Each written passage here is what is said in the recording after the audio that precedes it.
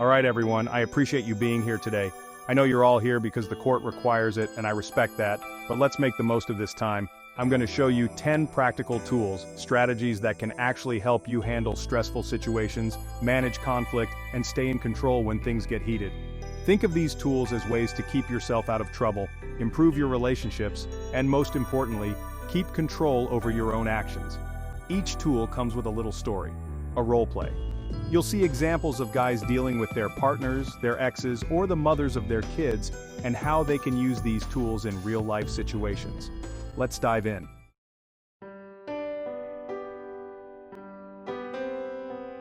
Tool 1. Recognizing your emotional triggers. The first tool is recognizing your emotional triggers. This is about knowing what sets you off and being aware of it before it gets the best of you. An emotional trigger is something that instantly makes you feel angry, upset, or defensive. We all have them, but they're not always easy to notice. When you learn what your triggers are, you give yourself a chance to step back and control your reaction instead of letting it control you. Imagine Jose, who has an ex-girlfriend named Rosa. They share a child together, and every time they meet to discuss their son, Rosa brings up old issues, things Jose thought were long over. She starts talking about how he wasn't there when she needed him, or how he's unreliable. As soon as she brings up the past, Jose can feel his body tense up.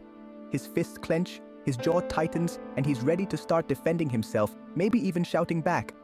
But this time, Jose catches himself. He realizes this is one of his triggers, feeling like his past mistakes are being thrown in his face. Instead of reacting right away, he takes a deep breath and reminds himself, "Okay, this is just Rosa pushing my buttons. I don't need to go down that road." He pauses and chooses to keep the focus on their son instead of diving into an argument about the past. Recognizing your triggers isn't about ignoring how you feel. It's about seeing those emotions coming before they take over. Next time you feel that sudden rush of anger or frustration, pay attention to what just happened. Did someone say something that made you feel small, disrespected, or ignored? By spotting these triggers, you're giving yourself a chance to breathe and decide how you want to respond. It's not easy, but the more you practice, the more control you'll have in those moments.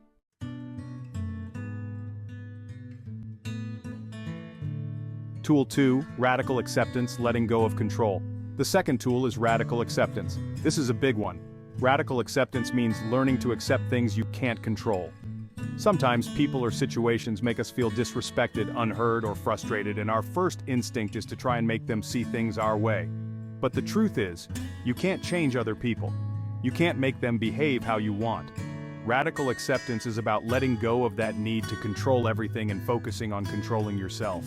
Let's take Tyrone. He's with his partner, Maria, and she's often late coming home from work. Every time she's late, Tyrone feels disrespected, like she doesn't care about his time or his feelings. He wants to make her understand how much it bothers him, and he's ready to confront her the minute she walks in. But instead, he decides to try something different. Tyrone takes a deep breath and tells himself, "I can't control when Maria gets home. I can only control how I feel about it and how I respond." So instead of starting a fight, he decides to wait until later when they're both calm to talk about how he feels in a respectful way. Radical acceptance doesn't mean you're okay with everything or that you don't care. It just means you're choosing to let go of the things you can't change and focusing on your own response. Next time someone does something that gets under your skin, ask yourself if you're trying to control something that's out of your hands. Accepting that you can't change other people frees up your energy to focus on what you can control, your actions and your peace of mind.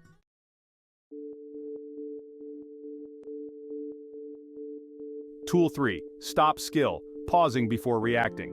The stop skill is a lifesaver when things get intense. Stop stands for stop, take a breath, observe, and proceed. When you're in a heated moment, this tool gives you a chance to pause and think before you react. It's like hitting the brakes before you go over the edge. Let's say Malik and his wife Keisha are arguing about money.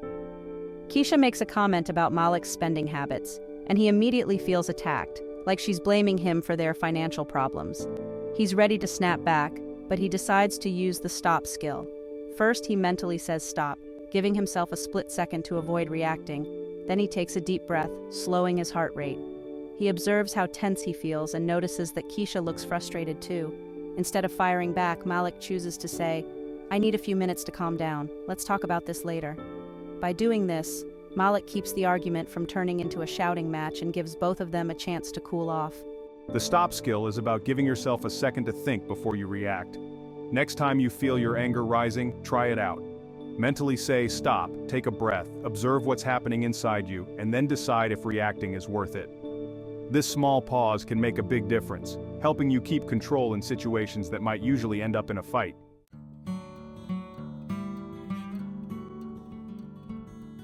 Tool 4. Accountability, owning your actions. Accountability means taking responsibility for your actions and words. It's about looking at your own behavior honestly and admitting when you've made a mistake. It's easy to blame other people, but growth happens when you can admit your own part in a situation. Role-play example. Rico and his girlfriend Sophia are having a disagreement about how they spend their money. Rico feels like Sophia is always spending too much, and he's quick to call her out on it. But then he remembers he's also been making some questionable purchases himself. Instead of blaming Sophia entirely, Rico decides to own up to his part. He says, "You know what? I haven't been careful with my spending either. Let's figure out a budget together." By taking accountability, Rico shows Sophia that he's willing to be fair and honest, which makes it easier for her to listen and work with him. How you can use this tool. Accountability isn't about taking all the blame, but it's about being real with yourself and others. The next time you're in a conflict, try to take a step back and ask yourself, did I play a part in this? When you own up to your actions, you build trust with the people around you. It shows you're serious about changing and willing to put in the work.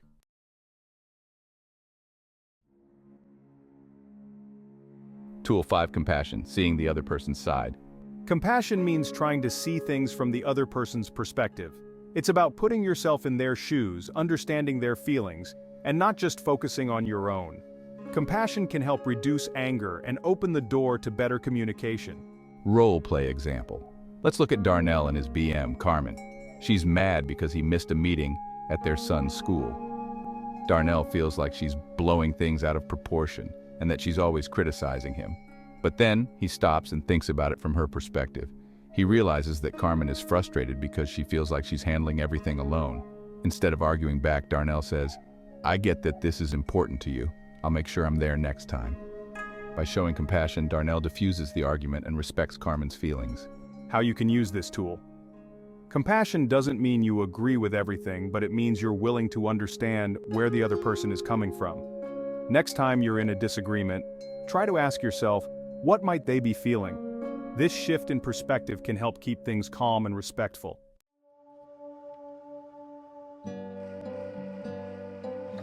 Tool 6. Visualization. Imagining your path to success. Visualization is about imagining yourself handling situations well. It's like practicing in your mind. When you picture yourself staying calm and respectful, you're training yourself to act that way in real life. Role play example. Imagine Luis, who has had issues with anger in the past. Every morning he spends a few minutes picturing himself in difficult situations, like someone disrespecting him, and imagine staying calm, listening carefully, and responding without anger. Later, when Luis is actually in a situation like that, he remembers the calm way he pictured himself handling it and is able to keep his cool. How you can use this tool. Visualization is a simple but powerful tool.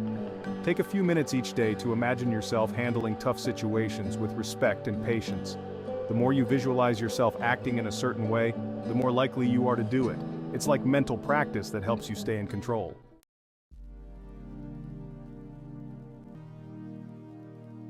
Tool 7. Boundary setting. Protecting your well-being. Setting boundaries is about defining what you will and won't accept in your relationships. Boundaries are a way to protect yourself and communicate your limits to others. Without boundaries, people may overstep, causing frustration and resentment. Having clear boundaries helps you maintain control over how others treat you and helps you stay in control of yourself. Roleplay example. Meet Brian and his partner Ava. Ava has a habit of raising her voice during arguments, which makes Brian feel disrespected and often leads to him losing his cool. Brian realizes that he needs to set a boundary to protect his own peace. One evening during a calm moment, he says to Ava, "I'm willing to talk things out, but I won't stay in the conversation if there's yelling." The next time they get into a heated discussion and Ava starts to raise her voice, Brian calmly reminds her of his boundary and steps away until they can talk respectfully. This boundary helps Brian avoid getting dragged into an argument and keeps the conversation respectful. How you can use this tool. Boundaries aren't about controlling others, they're about making it clear what you will accept. Think about areas in your relationships where people might overstep or disrespect you. Decide how you want to handle it and communicate your limits calmly. If someone crosses your boundary, stand by it. This is about showing others how to treat you, and it helps keep the peace in your relationships.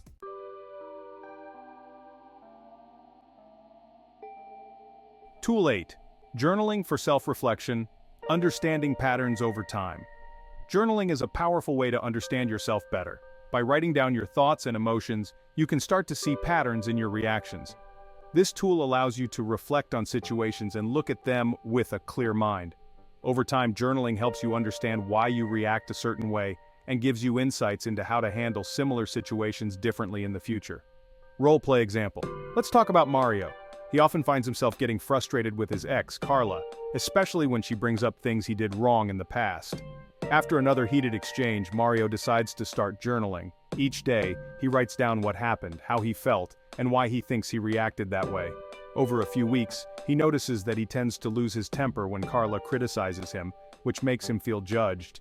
With this awareness, Mario starts to prepare himself mentally before their interactions, focusing on staying calm. Journaling helps him understand his triggers and plan better responses. How you can use this tool. Start by writing down any arguments or situations where you felt upset.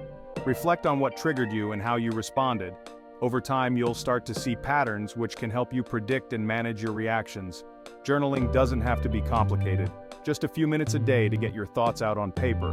This helps you learn from each experience and handle future situations with more control.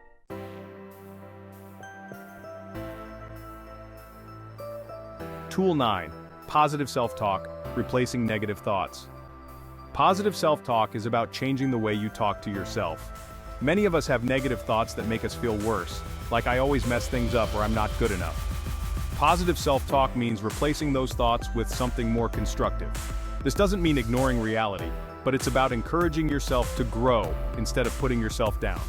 Role-play example. Consider Andre. Andre often finds himself thinking things like, I'm just a screw-up, especially when he argues with his girlfriend, Selena. These negative thoughts make him feel defeated and lead to even worse arguments. So Andre decides to work on his self-talk. The next time he has an argument with Selena, he catches himself thinking, here we go again, I'm failing. But he stops and replaces that thought with, I can handle this, I'm working on doing better. By changing his self-talk, Andre feels less defensive and is able to stay calmer. How you can use this tool. Pay attention to the way you talk to yourself, especially in stressful situations. If you notice negative thoughts popping up, try to rephrase them into something more positive or constructive. For example, change I can't handle this to, I'm doing my best, and I can get through this. This shift in language helps you feel more in control and less overwhelmed.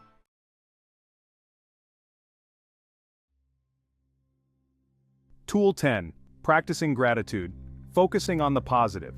Gratitude is about appreciating the good things in your life, even the small ones. When we focus only on what's wrong, it can make us feel angry and stressed. Practicing gratitude means taking time to notice what's going well and being thankful for it. This shift in focus can help you feel more balanced and less reactive. Role play. Example. Let's look at Deshaun. Deshaun has a habit of getting frustrated with his partner Jasmine because he feels like she doesn't appreciate what he does for her. One day, Deshaun decides to try something new. Instead of focusing on what he feels is missing, he starts to notice the positive things Jasmine does, like making dinner or helping with his family. Each day he tries to think of 3 things he's grateful for, whether it's his relationship or his own accomplishments. Over time, Deshaun notices that he feels calmer and less likely to react with anger because he's focusing on what's going right. How you can use this tool. Gratitude doesn't have to be big or complicated. Try writing down or just thinking of 3 things you're thankful for each day.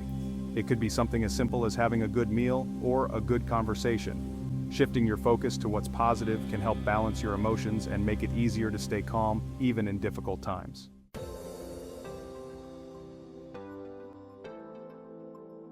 Alright, we've covered 10 tools today and each one gives you a different way to handle challenges and conflicts. Let's review them briefly. 1. Recognizing your emotional triggers. Knowing what sets you off so you can manage your reaction. 2. Radical acceptance. Accepting what you can't control and focusing on yourself. 3. Stop skill, pausing to prevent a heated reaction. 4. Accountability. Taking responsibility for your actions instead of blaming others. 5. Compassion. Trying to see things from the other person's side. 6. Visualization. Imagining yourself handling situations well. 7. Boundary setting. Defining what you will and won't accept. 8. Journaling. Reflecting on your reactions to understand patterns. 9. Positive self-talk. Replacing negative thoughts with encouraging ones. 10. Gratitude. Focusing on the positive to keep balance. Each of these tools is a small step, but when you use them consistently, they add up to big changes. Pick 1 or 2 to start with and see how they feel. The more you practice, the more natural they'll become. As you leave this session, I encourage you to reflect on what tool resonates with you the most. Maybe it's practicing accountability, or maybe it's setting boundaries. Pick 1 or 2 to start with, and keep them in mind as you face different situations in your daily life. The more you use these tools, the more natural they'll feel. Remember, the journey from chaos to clarity is just that, a journey.